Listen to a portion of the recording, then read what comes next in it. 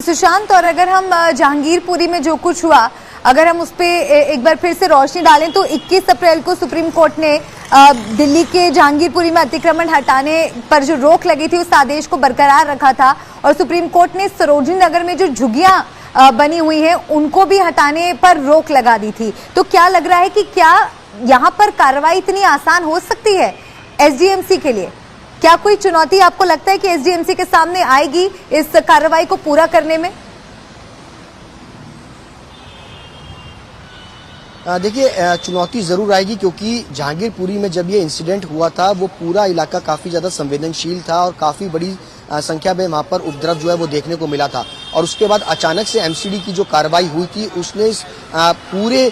Political जो scenario था उसको बदला था। तमाम पॉलिटिकल लोग जो है वो सड़कों पर थे, एमसीडी की इस कार्रवाई को लेकर के नाराज थे। घरों के छज्जे जो है वो तोड़े गए थे, पान की दुकान को तोड़ दिया गया था और काफी ज्यादा संवेदनशील था, जिस पर तमाम जो अगर नेताओं ने सुप्रीम कोर्ट का रुख किया था, जिसके बाद सुप्रीम कोर्ट ने इस पूरे मसले पर रोक लगाई थी कि उसको कुछ दिनों तक के लिए रोका जाए। हालांकि वही सेंसिटिविटी अगर कहा जाए तो संवेदनशीलता इस पूरे इलाके के अंदर है क्योंकि लगातार एमसीडी का ड्राइव जो है वो चल रहा है। लेकिन खास तौर पर एमसीडी का जो बड़ा ड्राइव है वो आज 9 मई को होना है। जाहिर तौर पर जिस तरीके से अगर बात की जाए आज कार्रवाई अगर होती है और इस इलाके के अंदर कुछ होता है तो सुप्रीम कोर्ट का रुख जो है वो लगातार जो पॉलिटिकल पार्टीज हैं वो रुख कर रही हैं कि इस तरीके की कार्रवाई जो है वो ना की जाए, क्योंकि ये जो लोग हैं जिन पर ये कार्रवाई होनी है उनके लिए पहले से कुछ व्यवस्था सरकार को करनी होगी, एमसीडी को करनी चाहिए, दिल्ली सरकार को करनी चाहिए, पुलिस को करनी चाहिए। और ऐसे में अगर इनके लिए व्यवस्था नहीं है तो इनके ऊपर कार्रवाई ना की जाए। लगातार ये दबाव बनाने की कोशिश जो है वो एमसीडी पर भी है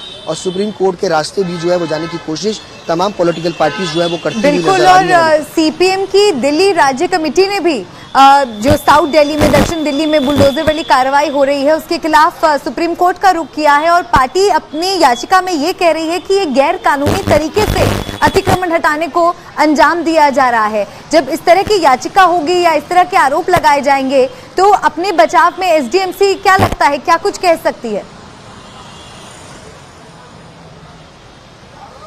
देखिए मलिका, एमसीडी का पिछले लगातार दिनों से जो ड्राइव चल रहा है, पिछले दिनों हमने 4 मई को देखा कि करनी Singh shooting range MG road पर कार्रवाई हुई। साफ तौर पर एमसीडी का कहना है कि हम अवैध अतिक्रमण के खिलाफ कार्रवाई कर रहे हैं, किसी मकान किसी दुकान को डेमोलिशन जो है वो नहीं कर रहे हैं, क्योंकि उसका एक प्रोसेसिंग होती है। अगर किसी मकान के अवैध निर्माण को या अवैध बिल्डिंग को अगर गिराना होता है तो एमसीडी को उसके लिए बाकायदा नोटिस पीरियड जो है वो देना होता है। लेकिन अतिक्रमण अगर हटाना है तो उनके पास इस तरीके सेक्शंस हैं जिसके अंदर वो अतिक्रमण हटाने के लिए किसी प्रकार का नोटिस जो है वो नहीं दे सकते हैं। ऐसे में दोनों ही पहलू एकदम से अलग है। अगर किसी मकान को अगर ऊपर कार्रवाई होनी है तो एसडीएमसी को इसको लेकर के जो है नोटिस जो है वो सर्व करना होगा। अगर नोटिस सर्व नहीं होता है तो उसके ऊपर एमसीडी को जवाब जो है वो कोर्ट के अंदर देना पड़ेगा। लेकिन जिस तरीके से सड़कों पर अतिक्रमण है, लोगों ने फुटपाथ पर, नालों पर कब्जा कर लिया है, उसके लिए एमसीडी का ये तर्क है कि उनको इस प्रकार के अतिक्रमण हटाने को लेकर के किसी भी प्रकार का कोई नोटिस सर्व करने की जरूरत नहीं पड़ती है। और ऐसे में सड़कों पर जिस तरीके से रेडियां, पटरियां, खोखे बने होते हैं, पान की दुकान होती है, उनको एसडीएमसी जो है वो हटा सकती है। उनके पास पूरी कार्रवाई को लेकर के ताकत है। मैं आपको दिखाना चाहूंगा कि कल इस पूरे इलाके के अंदर यहाँ पर अगर देखा जाए तो बड़े बड़े टीन शेड्स जो है वो लगे हुए थे। आप देखेंगे कि यहाँ पर कार्रवाई को लेकर के तमाम जो दुकानदार हैं उन्होंने अपने यहाँ पे टीन शेड जो है वो हटा दिया है। ये अतिक्रमण आप देखिए कि यहाँ पर दुकान है और यहाँ पर तकरीबन 15 से 20 फीट का पूरा ये अतिक्रमण यहाँ पर बना हुआ है। इसके खिलाफ एमसीडी की जो है वो कार्रवाई होनी है। इस बीच एक बड़ा अपडेट ये भी मिल रहा है कि शाहीन बाग में बुलडोजर पर ब्रेक लग गया है, पुलिस ने हाथ खड़े कर दिए हैं कि पुलिस बल आज नहीं पहुंच सकता है शाहीन बाग, आज अतिक्रमण नहीं हटाया जाएगा। ये बड़ी खबर आ रही है इस वक्त की, सुशांत।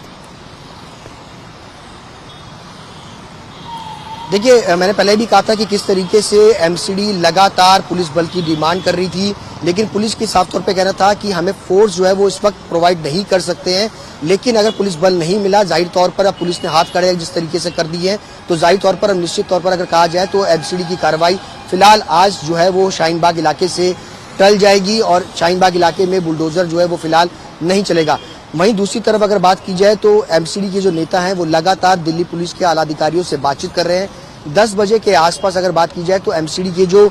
तमाम आला अधिकारी हैं वो जामिया नगर पुलिस स्टेशन के पास अधिकारियों से मिलेंगे, डीसीपी से मुलाकात करेंगे कि उनको पुलिस बल जो है वो दिया जाए। लेकिन इसके लिए मैं आपको बता दूं कि जो पहले लेटर इशू किया गया था एसडीएमसी की तरफ से कि इनको फोर्स प्रोवाइड की जाए, लेकिन इसके साथ साथ आपको लेटर में ये भी प्रोवाइड करना होता है कि कितना पुलिस बल की आपको जरूरत है, वो फिलहाल एमसीडी की तरफ से प्रोवाइड दिल्ली पुलिस को नहीं किया गया था। शायद यही वजह है जिसके कारण दिल्ली पुलिस जो है वो इस पूरे इलाके में ड्राइव चलाने को लेकर के पुलिस बल जो है वो नहीं दे पा रही है, जिसके कारण शायद आज जो कार्रवाई है शाहीन बाग इलाके के अंदर वो फिलहाल ना हो। जी, शाहीन बाग में तो कार्रवाई रुक जाएगी, लेकिन और कौन कौन से दक्षिण दिल्ली के इलाके हैं जहां पर ये कार्रवाई होनी थी?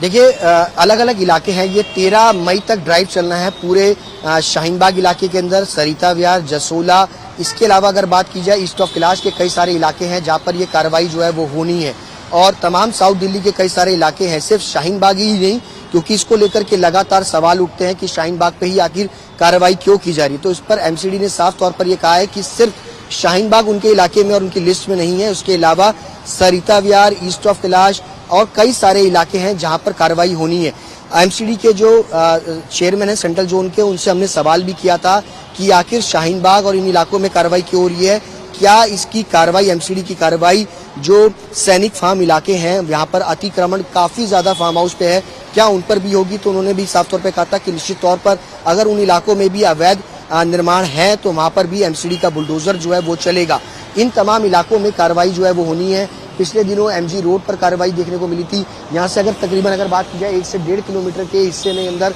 सरिता विहार का इलाका है जहाँ पर अवैध रूप से रेडियां, पटरियां काफी बड़ी संख्या में, उन पर भी कार्रवाई की बात जो है वो एमसीडी की तरफ से की गई है। ये जो कार्रवाई है 30 अप्रैल से लेकर के 13 मई तक एक बड़ा ड्राइव जो है वो पूरे साउथ एमसीडी के अंदर जो है वो अलग अलग हिस्सों में चलाया जाना है। मलिका, बिल्कुल सुशांत, और दर्शकों को ये भी समझाना जरूरी होगा कि क्यों इतनी बड़ी संख्या में पुलिस बल की मांग की जा रही है शाहीन बाग में इस कार्रवाई को पूरा करने के लिए।